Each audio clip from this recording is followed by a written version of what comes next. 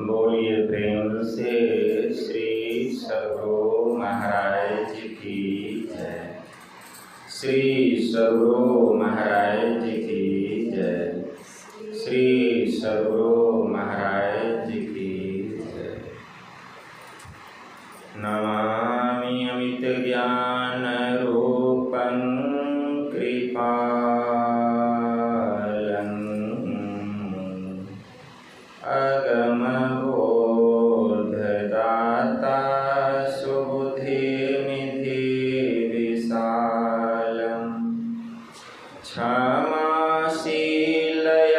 धीर गंभीर ज्ञानम्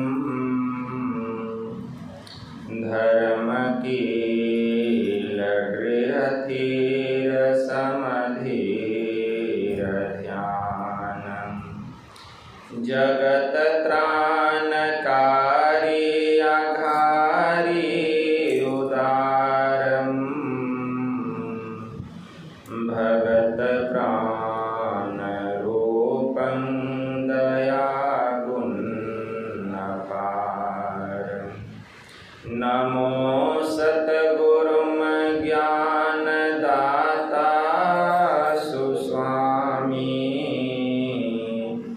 नमामि नमामि नमामि नमामि नमामि नमामि नमामि नमामि।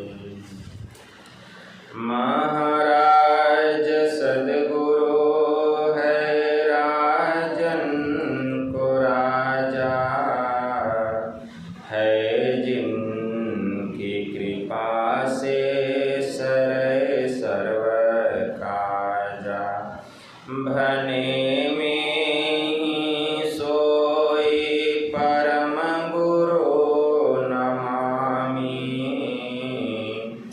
नमामि नमामि नमामि नमामि नमामि नमामि नमामि नमामि। श्री सद्गुरु महाराज की जय। अव्यक्त रूप में परमाराध्य संत सद्गुरु महाराज के पावन कमल चरणों में बारंबार नमन। आदरणीय सत्संग प्रेमी सज्जनों, भक्तिमती माताओं एवं धर्मशिला बहनों, आप लोगों को सर्वविदित हो चुका है कि यह संत मत का साप्ताहिक सत्संग आज हमारे आदरणीय भोभन साह के सुपुत्र अनिल कुमार साव के पुत्र का आज जन्मदिन है। आज उस बच्चे के जन्म दिवस के उपलक्ष्य में घर परिवार के समस्त लोगों ने मिलजुल कर उस बच्चे के उज्जवल भविष्य के लिए यह संत मत सत्संग का आयोजन किए हैं। इस संत मत सत्संग के द्वारा ज्ञान योग युक्त एकमात्र ईश्वर भक्ति का संदेश दिया जाता है, उपदेश दिया जाता है। प्रत्येक प्राणी मात्र को बोध कराया जाता है कि ज्ञान क्या है, योग क्या है, भक्ति क्या है, जीव क्या है, माया क्या है, ब्रह्म क्या है। इन सभी रहस्यमयी बातों का ज्ञान सत्संग के माध्यम से यह जो जीव अबोध बना हुआ है, सत्संग श्रवण करते करते एक दिन वह सुबोध और परम ज्ञानी हो जाता है। अभी संत स्तुति और गुरु वंदना से पाठ का शुभारंभ हुआ। हम लोगों ने अति ही मनोयोग पूर्वक भक्ति युक्त ढंग से पाठ का श्रवण किया। तत्पश्चात श्री रामचरितमानस सार सटीक सप्तम सोपान उत्तर कांड से भी हम लोगों ने पाठ का श्रवण किया। पाठ के क्रम में सत्संग की महिमा और संतों के स्वभाव के संबंध में हम लोग श्रवण कर रहे थे। मर्यादा पुरुषोत्तम प्रभु श्री राम के पास सनकादिक ऋषि पधारे हैं। ये चारों ब्रह्मा जी के मानस पुत्र बतलाए गए हैं। सनक, सनंदन, सनातन और सनत कुमार 5 वर्ष के बालक हैं, लेकिन ज्ञान, ध्यान, विज्ञान में प्रवीण महापुरुष हैं। वेदज्ञ हैं, तत्वदर्शी हैं, तत्व को जानने वाले ब्रह्मवेता महापुरुष हैं। जब सनकादिक ऋषि पधारे तो भगवान श्री राम उठ करके खड़े हो गए उनके स्वागत में। कहाँ 5 वर्ष के बालक और उनके स्वागत में उठ के खड़े होने वाले कौन? मर्यादा पुरुषोत्तम भगवान श्री राम। इससे क्या पता चलता है कि उन्होंने संतों का कितना आदर किया, संत के प्रति उनके हृदय में कितना प्रेम है, कितनी श्रद्धा है, कितना समर्पण है। उनके स्वागत में उठ के खड़े हो गए भगवान श्री राम। और सनकादिक ऋषियों ने उपदेश किया। उनके उपदेशों को भगवान श्री राम अपने अनुज सहित श्रवण किए। जब सनकादिक ऋषि अपने अपने धाम जाने लगे, तब भगवान श्री राम ने सनकादिक ऋषियों से कहा था, बड़े भाग पाइये सत्संगा, बिनहि प्रयास होहि भवभंगा। संत संग अपवर्ग कर, कामी भव कर पंथ। कहीं संत कवि कोविद, श्रुति पुराण सदग्रंथ। मर्यादा पुरुषोत्तम प्रभु श्री राम ने सनकादिक ऋषियों से कहा कि बड़े भाग पाइये सत्संगा। ऐसा लग रहा है जैसे कि आपका संग पाकर, आप लोगों का दर्शन करके मेरा भाग्य जो है आज ही लगता है जैसे उदय हुआ हो। जैसे जब सूर्य निकलता है तो अंधकार का नाश हो जाता है, वैसे ही आपका दर्शन करके ऐसा लगता है मानो मेरे जीवन का अंधकार नष्ट हो गया हो। जबकि स्वयं वे प्रभु हैं, लेकिन फिर भी ऐसा कह रहे हैं। क्यों? संसार के लोगों को यह बताने के लिए, यह सिखाने के लिए कि संत के दर्शन मात्र से ही हमारे जीवन का अंधकार, जीवन के दुख, जीवन के कष्ट सब दूर हो जाते हैं और हमारे भाग्य का उदय होता है। गोस्वामी जी ने लिखा, जब द्रवहि दीन दयाल राघव साध संगति पाइये, जेहि दरस परस सगमादिक पाप राशि नसाइये।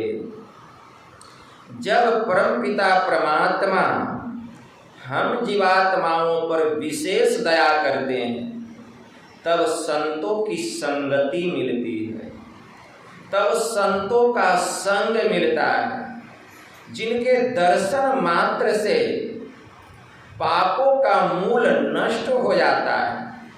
जेहि दरस परस सगमादिक पाप राशि नसाइये। यही बात प्रभु श्री राम ने सनकादिक ऋषियों से कहा कि बड़े भाग पाइये सत्संगा, बिनहि प्रयास होई भवभंगा। सत्संग का फल ऐसा है कि बिना प्रयास के ही, बिना परिश्रम के ही यह तत्काल फल देता है, तत्काल फल देता है। बिनु प्रयास किए ही संसार के समस्त दुखों का हरण करने वाला, संसार के समस्त दुखों से छुटकारा दिलाने वाला एकमात्र कारण अगर कोई है इस धराधाम पर, इस भूतल पर, इस धरती पर, तो वह है सत्संग। इसलिए गोस्वामी जी ने विनय पत्रिका में लिखा, गोस्वामी जी लिखते हैं, देहि सत्संग निज अंग भव भंग, श्री रंग कारण शरण शोकहारी। कि हे प्रभु, अगर आप मेरे जीवन में कुछ देना चाहते हैं तो मुझे सत्संग दीजिए, जो आपका निज अंग है, जिस सत्संग में चले जाने पर जीव के ऊपर जो विषय का रंग जो चढ़ा हुआ है सब झड़ जाता है और श्री रंग, आपके रंग में वह रंग जाता है। भव भंग कारण शरण शोकहारी। हे प्रभु, संसार के समस्त दुखों से छुटकारा दिलाने वाला एकमात्र कारण अगर इस धरती पर कोई है तो वह है सत्संग, जो कि आपका निज अंग है। भगवान श्री राम लंका पर चढ़ाई करने वाले, समुद्र पर सेतु बनाया जा रहा है, नल और नील मुख्य कारीगर हैं, बंदर और भालू बड़े बड़े चट्टान, बड़े बड़े पत्थर, बड़े बड़े गांछ वृक्ष ला करके दे रहे हैं और नल नील समुद्र में रखते जा रहे हैं। लेकिन आश्चर्य की बात है कि इतना भारी भारी चट्टान पत्थर पानी में डूबता नहीं है, वह तैरने लगता है। सभी बंदर भालुओं को बड़ा आश्चर्य हुआ कि हम लोग इतना बड़ा बड़ा चट्टान ला कर दे रहे हैं, पत्थर ला कर दे रहे हैं नल नील को, और ये पानी में रखते हैं तो पानी में डूबता नहीं है, तैरने लगता है। सभी बंदर भालू मिलकर जाते हैं प्रभु श्री राम के पास और जाकर कहते हैं कि प्रभु, हम लोग इतने भारी भारी चट्टान, पत्थर, पर्वत, पहाड़, गांछ वृक्ष नल और नील को ले जा करके देते हैं और वे जब समुद्र में डालते हैं तो वह डूबता नहीं है, वह पानी में तैरने लगता है। प्रभु भगवान भी इस तरह से आश्चर्य से पूछते हैं कि जैसे कि उनको कुछ पता ही नहीं हो। कहते हैं क्या यह सत्य है? कहें कि हाँ प्रभु, अगर आपको विश्वास नहीं होता तो स्वयं चलकर देख लीजिए। सभी बंदर भालुओं के साथ भगवान श्री राम आते हैं और नल नील से कहते हैं, नल नील क्या यह बात सत्य है कि ये बंदर भालू तुम दोनों को बड़ी बड़ी चट्टान और पत्थर लाकर देते हैं और तुम पानी में डालते हो तो वह डूबता नहीं है, तैरने लगता है? तो नल नील ने कहा कि हाँ प्रभु, यह बात सत्य है। तो यह कैसे हो रहा है? प्रभु, यह सब तो आपके नाम की महिमा है। केवल आपके स्मरण मात्र से ही बड़े बड़े चट्टान और पत्थर पानी में डालने पर वह पानी में डूबता नहीं है प्रभु, तैरने लगता है। तो भगवान श्री राम ने कहा कि अच्छी बात है, अगर ये सब मेरे नाम की महिमा है, मेरी महिमा है, तो एक छोटा सा पत्थर मैं भी डाल कर देखूं। भगवान श्री राम को एक बंदर एक छोटा सा पत्थर ला करके हथेली पर रख देता है और भगवान श्री राम एक छोटा सा पत्थर का टुकड़ा उस पानी में डालते हैं। लेकिन आश्चर्य, वह पानी में तैरने के बजाय गड़गड़ाता हुआ समुंदर के पेंदे में चला जाता है, पाताल में चला जाता है। भगवान श्री राम ने नल और नील से कहा कि नल नील क्या बात है, तुम दोनों ने तो कहा कि मेरी महिमा है, मेरे नाम की महिमा है, जिस कारण बड़े बड़े चट्टान और पत्थर पानी में डूबता नहीं है, तैरने लगता है। लेकिन मैंने जब एक छोटा सा पत्थर का टुकड़ा समुंदर में डाला तो वह समुंदर के नीचे पाताल में चला गया, यह मेरी कैसी महिमा है? तो नल और नील ने कहा, भगवान, यह तो एक साधारण पत्थर है जो कि आपके हाथ से छूटा तो तैरने के बजाय पाताल में चला गया। प्रभु, अगर आपके हाथ से ब्रह्मा छूट जाए तो वह किस रसातल में चला जाए, किस महानरक में चला जाए, कहा नहीं जा सकता। प्रभु, यह तो छोटा सा पत्थर है। कहने का मतलब, अगर हम परमात्मा से छूटे तो हम कहीं के नहीं रहेंगे, किस नरक में चले जाएंगे कहा नहीं जा सकता। और अगर हम चाहते हैं कि हम परमात्मा से नहीं छूटें तो इस कलिकाल में एक ही साधन है और वह है सत्संग, क्योंकि यह सत्संग परमात्मा का निज अंग है। देहि सत्संग निज अंग भवभंग, श्री रंग कारण शरण शोकहारी। जो इस कलिकाल में सत्संग करता है, ध्यान करता है, वह परमात्मा की गोद में बैठा रहता है, जिसको कि यमराज भी उतार नहीं सकता है। तो संसार के लोगों की क्या हस्ती जो कि परमात्मा की गोद से हमें उतारे। हम जानते हैं कि बालक ध्रुव 5 वर्ष का बालक था। राजा उतानपाद थे, उनकी 2 रानियां थी। बड़ी रानी का नाम था सुनीति, उसकी नीति भगवत भजन में थी, वह परमात्मा की भक्ति में लगी रहती थी, ध्यान साधना करती थी। और दूसरी छोटी रानी का नाम था सुरुचि, उसकी रुचि संसार की थी, वह संसार के चमक धमक में, रंग रूप में फंसी रहती थी, नाना प्रकार के सांसारिक वस्तुओं में लगी हुई रहती थी। लेकिन राजा उतानपाद जो थे, छोटी रानी सुरुचि से बहुत प्रेम करते थे। बड़ी रानी सुनीति का पुत्र का नाम था ध्रुव, 5 वर्ष का बालक था। एक दिन उनके पिता महाराज उतानपाद अपने राज सिंहासन पर बैठे हुए थे। कहीं से वह बालक दौड़ता हुआ आया, 5 वर्ष का बालक था। देखा कि पिताजी सिंहासन पर बैठे हुए हैं, वह दौड़ता हुआ आया और पिता की गोद में जाकर बैठ गया। इतने में सुनीति की जो सौत थी, छोटी रानी सुरुचि, उसकी नजर पड़ गई बालक ध्रुव पर। वह झट से आई और ध्रुव का हाथ पकड़कर इतना जोर से खींची कि वह 5 वर्ष का बालक पिता की गोद से गिरकर जमीन पर लुढ़क गया और सुरुचि ने ध्रुव से कहा कि अगर तुमको महाराज की गोद में बैठने का इतना ही शौक है तो पहले मेरे कोख से पैदा लेना, तब इस राजा की गोद में बैठना। इस गोद में बैठने का अधिकार मेरे पुत्र के अलावा और किसी का नहीं है। वह 5 वर्ष का बालक था।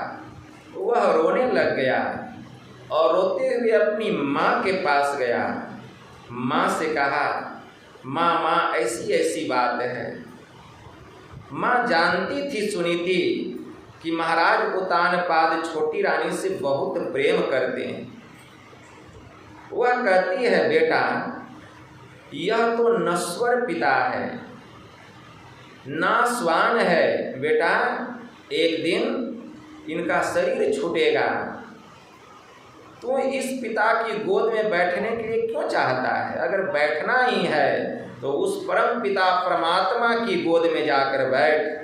बेटा एक बार उसकी गोद में जाकर बैठ जाएगा तो उस गोद से तुमको कोई उतार नहीं सकता है। इसलिए जाओ, तुम उनकी भक्ति करो, उनकी तपस्या करके भगवान को प्रसन्न करो और भगवान की गोद में जा कर के बैठो, जहाँ से कि कोई उतार नहीं सकता है। इस पिता के गोद में बैठने से क्या लाभ? एक दिन तो इसका नाश हो जाएगा, क्योंकि यह शरीर नश्वर है। बेटा सुनीति उनकी जो माता थी, उसकी बात बालक ध्रुव के हृदय में तीर के जैसी जाकर के लग गई। 5 वर्ष का बालक उसी क्षण वह घर से निकल गया और प्रतिज्ञा कर लिया कि मैं तपस्या करूंगा, भगवान को प्रसन्न करूंगा और प्रसन्न करके भगवान की गोद में बैठूंगा। वह चला जंगल की ओर। जंगल की ओर जा रहा है बालक ध्रुव। रास्ते में देवर्षि नारद बाबा मिल गए। देवर्षि नारद बाबा ने कहा, बेटा ध्रुव कहाँ जा रहे हो? कहें, बाबा हम जंगल में जा रहे हैं तप करने के लिए, भगवान को प्रसन्न करेंगे, उनकी गोद में बैठेंगे। देवर्षि नारद बाबा कहते हैं, बेटा ध्रुव तुम अभी बहुत छोटे बालक हो। जंगल में बहुत विषैले विषैले हिंसक प्राणी रहते हैं। बाघ, सिंह, सर्प, बिच्छू, बहुत हिंसक जीव जंतु, जहरीले विषैले प्राणी रहते हैं। वे तुमको मार कर खा जाएंगे। तुम अभी बालक हो, ये हठ छोड़ दो और अपने घर अपनी माँ के पास लौट जाओ।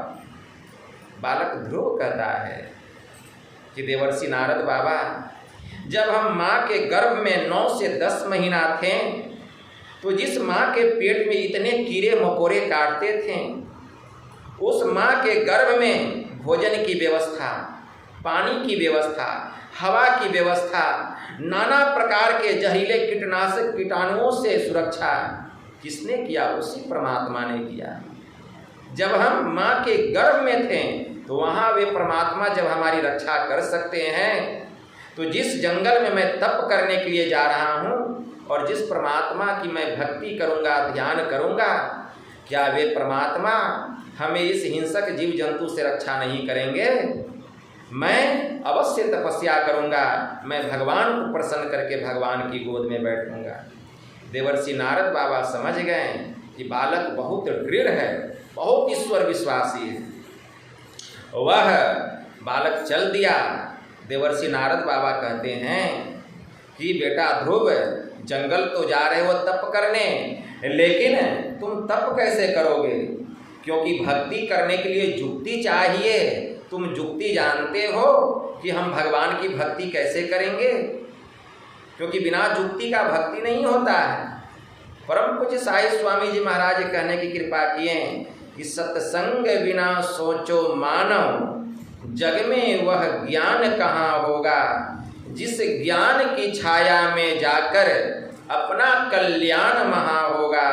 सत्संग में संत वचन रूपी ज्ञान की गंगा बहती है, उसमें अवगाहन यदि न किया तो सतपथ का ज्ञान कहाँ होगा। मुक्ति का मार्ग भक्ति है, जो जुक्ति बिना नहीं होती, और जुक्ति से यदि भक्ति न किया तो भव से त्राण कहाँ होगा। तो भक्ति करने के लिए सद्युक्ति चाहिए। बालक ध्रुव कुछ देर के लिए सोच में पड़ गया, फिर उसके मन में हुआ भले महात्मा जी रास्ते में मिल गए हैं, इनसे अच्छे महात्मा कौन मिलेंगे जो हमें सद्युक्ति बतलाएं। तुरंत कहता है कि बाबा आप ही हमको ईश्वर भक्ति करने की युक्ति बतला दीजिए। देवर्षि नारद बाबा बालक ध्रुव को युक्ति बतला देते हैं, मंत्र देते हैं, ओम भगवतो वासुदेवाय नमः। बालक ध्रुव उस मंत्र को लेकर एक बरगद के पेड़ के नीचे बैठ करके भगवान का सुमिरन करने लगता है, तप करने लगता है। सुमिरन करते करते भगवान का सिंहासन डोलने लगता है। नाना प्रकार के कष्ट बालक ध्रुव को सहना पड़ा। देवराज इंद्र का सिंहासन हिलने लगा, कभी पत्थर, कभी पानी, कभी ओलावृष्टि, कभी अनावृष्टि, कभी आंधी, कभी तूफान, कभी ज्वार, कभी भाटा, नाना प्रकार के विघ्न बाधाओं को बालक ध्रुव पार करते चला गया। साधना में उसकी सूरत ऐसी परमात्मा में लग गई कि वह विचलित नहीं हुआ और अंत में श्री नारायण को प्रकट होना पड़ा। भगवान नारायण प्रकट हुए और उन्होंने बालक ध्रुव को अपने गोद में बैठा लिया, जहाँ से बालक ध्रुव को फिर कोई उतार नहीं पाया। तो कहने का भाव है कि अगर हमें बैठना है तो हम भगवान की गोद में बैठें, और इस कलिकाल में भगवान का गोद कौन है? यह सत्संग।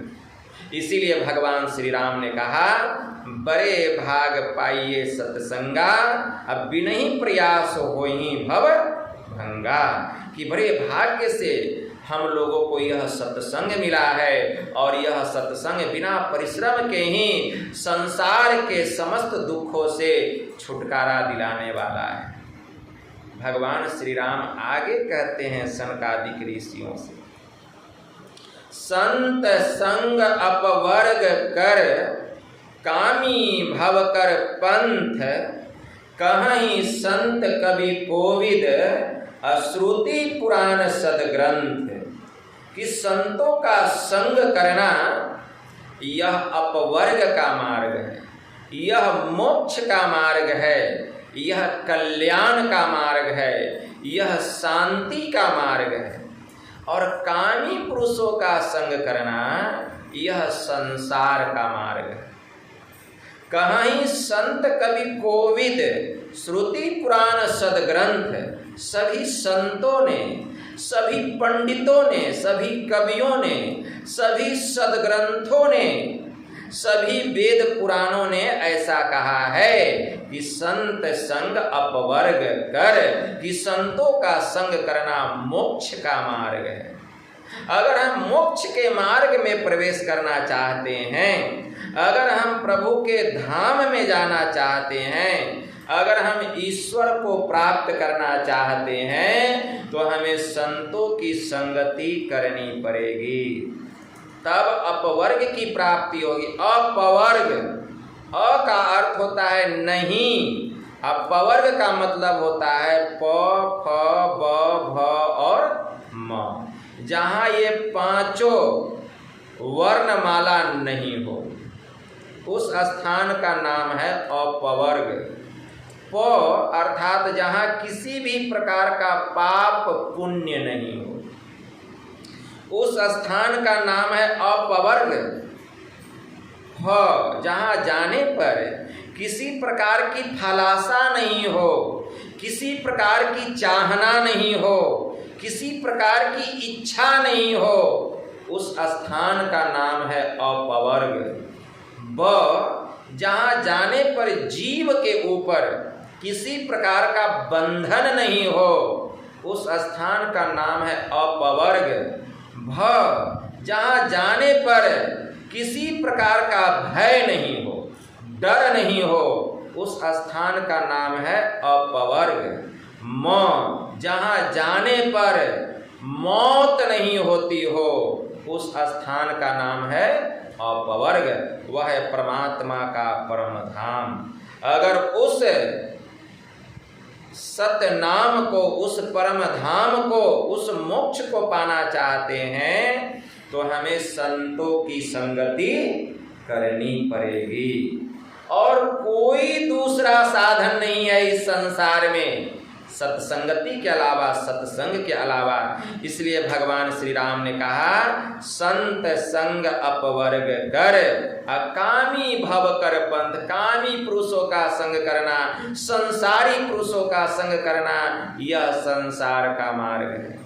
भगवान श्री राम ने यही बात सनकादिक ऋषियों से कही और भगवान श्री राम उनकी स्तुति करने लग गए सनकादिक ऋषियों की। फिर वहाँ से सनकादिक ऋषि अपने अपने धाम आकाश मार्ग के द्वारा चले गए। जब सनकादिक ऋषि अपने धाम चले गए तब वहाँ पर भरत जी हैं। भरत जी पूछ रहे हैं, प्रभु श्री राम से पूछ रहे हैं कि प्रभु, मैं जानना चाहता हूँ कि जो संत होते हैं उनके लक्षण क्या हैं प्रभु, उनका स्वभाव क्या है। भगवान श्री राम ने अपने भाई भरत से कहा कि हे मेरे अनुज, हे मेरे भाई भरत, सुनो, संतन के लक्षण सुनु भ्राता, अगणित श्रुति पुराण विख्याता। भगवान ने कहा कि हे मेरे अनुज, हे मेरे भाई, संतों के अनगिनत लक्षण वेदों में, पुराणों में भरे हुए हैं। संतन के लक्षण सुनो भ्राता, अगणित श्रुति पुराण विख्याता, मतलब अनगिनत लक्षण वेद और पुराण में भरे हुए हैं। संत असंतन कै असी करनी, जिमी कुठार चंदन आचरणी। संत मतलब सज्जन, असंत मतलब दुर्जन। सज्जन और दुर्जन का व्यवहार कैसा है इस संसार में जानते हो। संत असंतन कै असी करनी, जिमी कुठार चंदन आचरणी।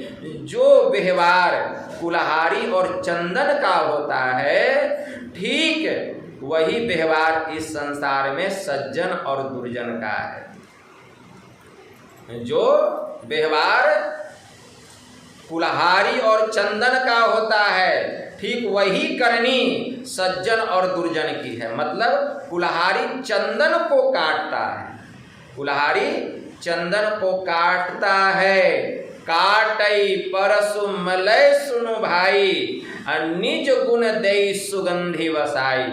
मतलब हे मेरे भाई, कुल्हाड़ी जो है चंदन को काटता है, लेकिन चंदन कट करके भी कुल्हाड़ी को अपने गुण सुगंधि से उसको सुगंधित बना देता है। देखिए, मतलब संत की तुलना चंदन से दी गई और कुल्हाड़ी की तुलना दुर्जन से दी गई। मतलब इस संसार में सज्जन और दुर्जन का व्यवहार कुल्हाड़ी और चंदन के जैसा है। जैसे कुल्हाड़ी चंदन को काटती है और चंदन कट करके भी चंदन सुगंधित होता है, तो चंदन में जो सुगंधि है अपने निज गुण सुगंधि से उस काटने वाले कुल्हाड़ी को भी सुगंधित बना देता है। काटई परसु मलय सुनि भाई, निज गुण देई सुगंधि बसाई।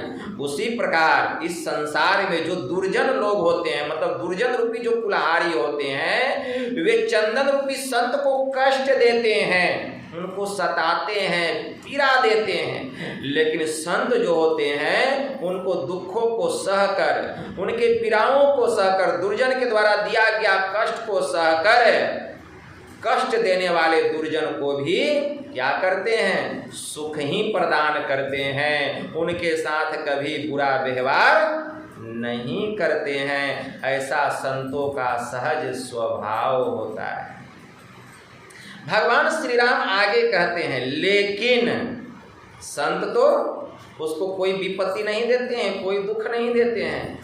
वो सताने वाले दुर्जन को भी क्या करते हैं, उपकार ही करते हैं, क्योंकि संतों का ऐसा स्वभाव होता है। लेकिन हे मेरे भाई भरत सुनो, लेकिन भगवान उसको दंड देता है।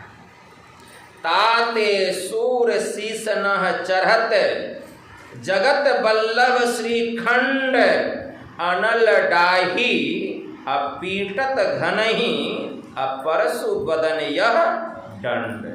भगवान श्री राम ने कहा कि हे मेरे अनुज सुनो, ताते सूर शिसनह चढ़त, चंदन कुल्हाड़ी के द्वारा कट करके भी देवताओं के सिर पर चढ़ाया जाता है। देवताओं के सिर पर चढ़ाया जाता है, लोग उसका तिलक लगाते हैं अपने माथे पर, और चंदन जो है पूज्य हो जाता है भगवान के माथे पर चढ़ करके, कट करके भी। लेकिन वह कुल्हाड़ी जो उसको काटा, काटने वाले कुल्हाड़ी को कठोर दंड मिलता है। ताते सुर शिसना चरत जग बल्लभ श्रीखंड अनल डाही पीटत घनहि परसु बदन यह दंड। वह काटने वाला दुर्जन रूपी जो कुल्हाड़ी है, उसको दंड क्या मिलता है? जब उसका धार भोथा हो जाता है तो कुल्हाड़ी को लोहार के पास लेके जाते हैं। लोहार क्या करता है? कुल्हाड़ी को आग का भट्ठी में झोंक देता है, और जब उसका मुंह लाल हो जाता है कुल्हाड़ी का, तो उसको चिमटा से पकड़ करके घन पर रखता है और एक मोटा हथौड़ा लेता है और उसके मुंह को पीटता है। उसी तरह सज्जन रूपी संत को कष्ट देने वाले जो दुर्जन रूप कुल्हाड़ी है, जो कुल्हाड़ी रूपी दुर्जन है, ऐसे दुर्जन को परमात्मा जो है एकदम गर्मा गर्म तावे के ऊपर में रखते हैं और उसको मुगदर से उसके मुंह को कुचलते हैं, चोट मारते हैं। मतलब उसको अपार कष्ट होता है दुर्जन को। वह बाप बाप चिल्लाता है, लेकिन कोई उसको बचाने वहाँ नहीं आता है। तो संतों का ऐसा स्वभाव, संत तो कुछ नहीं करते हैं, लेकिन जो संत परमात्मा की भक्ति में लगे हुए हैं, ऐसे जो परमात्मा हैं, वे परमात्मा ऐसे दुर्जन को दंड देते हैं। तो पाठ तो बहुत बड़ा है और समय भी बहुत ज़्यादा हो गया है, क्योंकि पाठ भी बहुत बड़ा है। इसको कहेंगे तो 1 घंटा और लगेगा।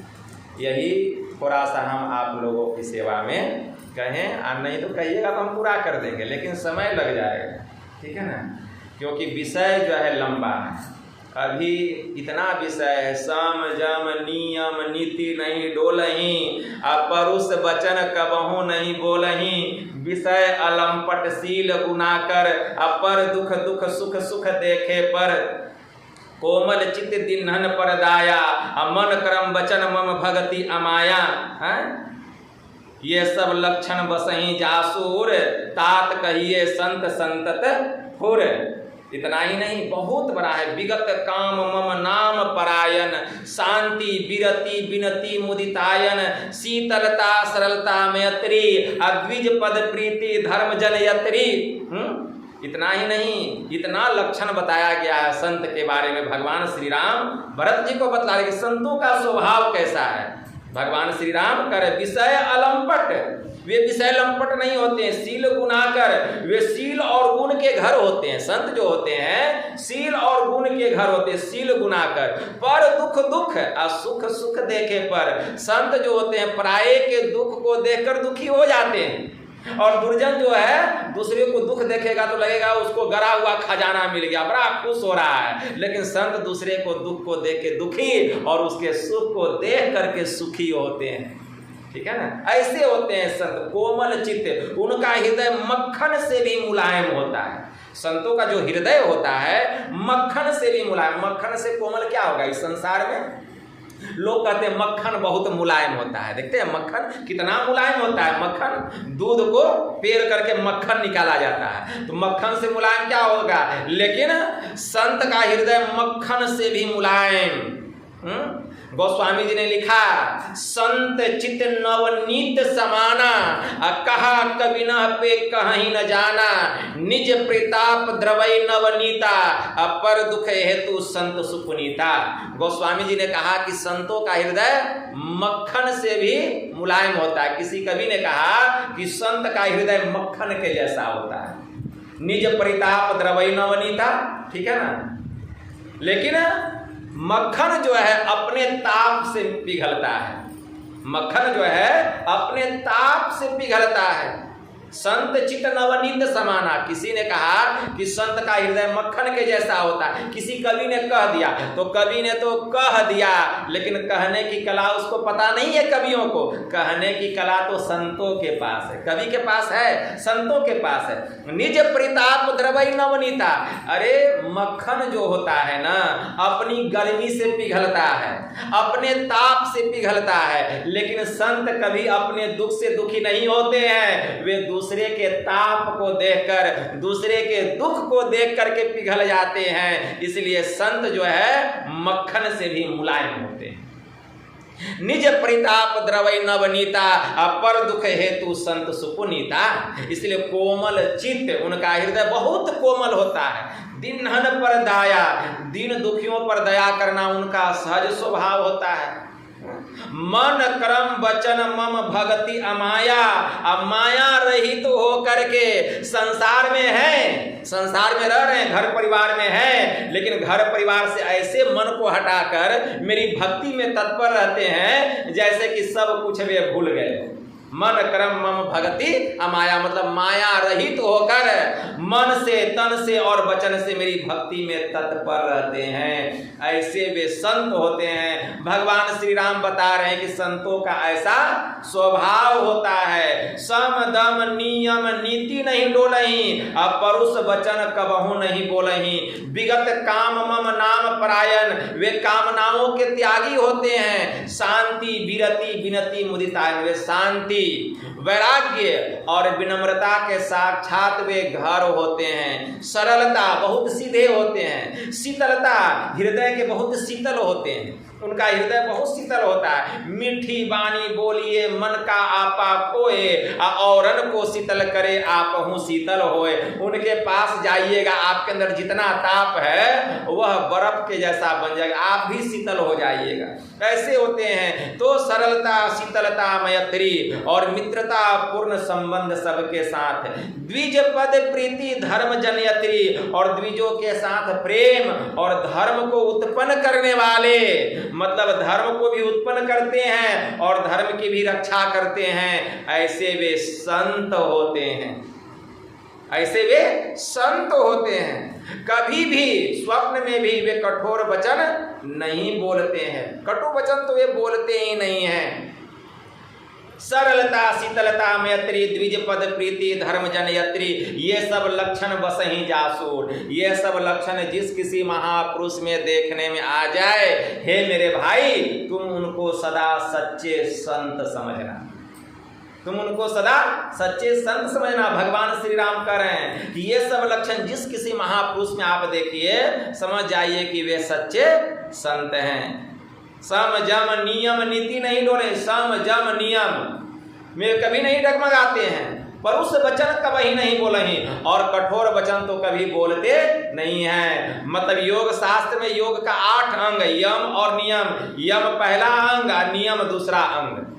यम के भी 5 भाग, सत्य, अहिंसा, अपरिग्रह, अस्तय और ब्रह्मचर्य। नियम के 5 भाग, शौच, संतोष, तप, स्वाध्याय और ईश्वर प्राणिधान, ये नियम के 5 भाग हैं।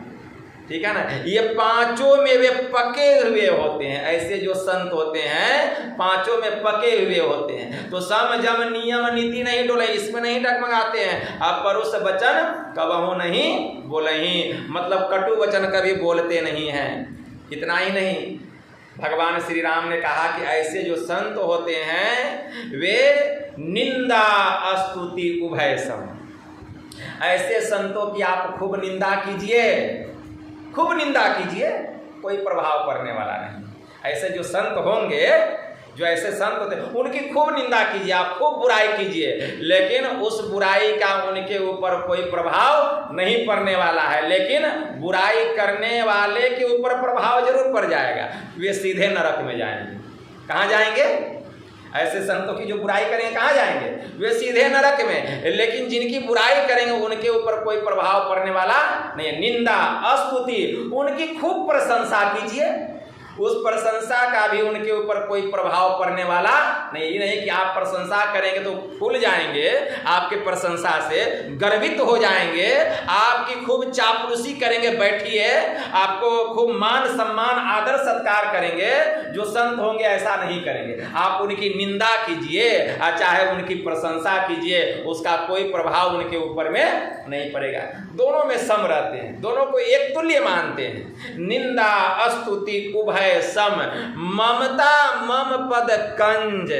उनका जो ममता है, उनका जो प्रेम है, ईश्वर के चरणों में लगा हुआ है। ते सज्जन मम प्राण प्रिय, गुण मंदिर सुख पुंज। ऐसे जो संत होते हैं, हे मेरे भाई भरत, वे मुझे प्राण के समान प्यारे हैं और उनका हृदय मेरा घर है। मतलब ऐसे संतों के हृदय में मैं जा करके निवास करता हूँ, मतलब ऐसे संतों के हृदय में मैं वास करता हूँ। इसीलिए गुरु महाराज कहें, अति पावन गुरु मंत्र मन ही मन जाप जपो, उपकारी गुरु रूप को मानस ध्यान थपो।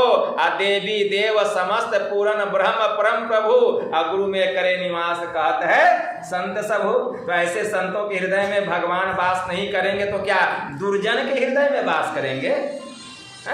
तो संतों के हृदय में भगवान वास करते हैं। तो ऐसे संतों का हृदय जो है मेरे लिए बहुत सुंदर घर है, ऐसे संतों के हृदय में मैं वास करता हूँ। तो ऐसे संत सदगुरु की अगर हम भक्ति करेंगे, जिसके हृदय में भगवान वास करते हैं, और ऐसे संतों की, ऐसे सदगुरु की हम भक्ति करेंगे, तो क्या मेरा कल्याण नहीं होगा?